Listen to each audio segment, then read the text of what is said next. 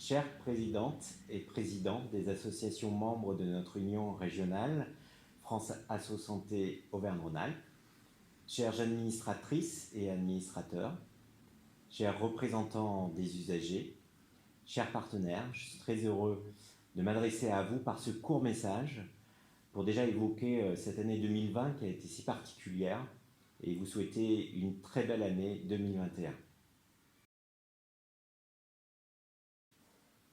Alors 2020 en 3 mots, je dirais perturbé, adaptation, usager.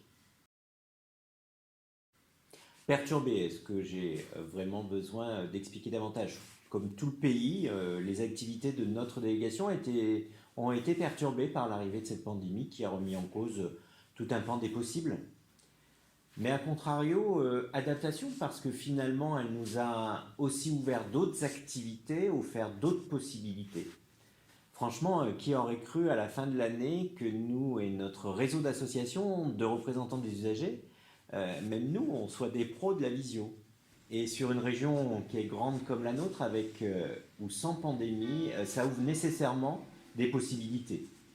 Même si on préfère se voir en vrai, on a tous mesuré combien on était capable de se réinventer et capable de mener à bien nos missions d'accompagnement, d'information, de recueil de l'expression des usagers, de plaidoyer, mais sous une autre forme.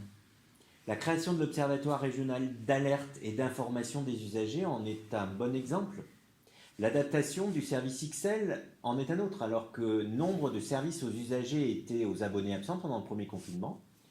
Les RPS ont répondu présent pour soutenir les usagers et maintenir le lien, certainement le plus important à ce moment-là. Cela montre l'importance d'un accompagnement individualisé, personnalisé pour les usagers en difficulté. Et enfin, le mot c'est usager parce que c'est notre place en tant qu'acteur de santé qui, au début de la pandémie, a été un peu menacée. Oui, les autres acteurs nous ont un peu oubliés, les décisions se sont prises sans nous, et nous avons insisté pour que l'on nous associe, comme on le fait depuis bientôt 20 ans, aux décisions prises en région. Preuve en est qu'il ne faut pas considérer les choses acquises. Pour agir le mieux possible pendant cette pandémie, comme lorsqu'il n'y en a pas, il faut tous les acteurs autour de la table. L'expression des usagers est déterminante pour répondre à cette crise. Alors non, surtout pas ratée, c'est certain qu'elle n'a pas été ce qu'on aurait imaginé, mais grâce à la motivation et au dynamisme de tous, on a réussi à en faire une année plutôt réussie. Merci donc aux associations d'usagers qui tout au long de l'année ont accompagné leurs adhérents avec leurs bénévoles. Merci aux représentants des usagers dont l'exercice s'est avéré plus difficile, notamment pour les nouveaux qui prenaient tout juste leur mandat. Nous comptons sur vous, mais vous pouvez compter sur nous.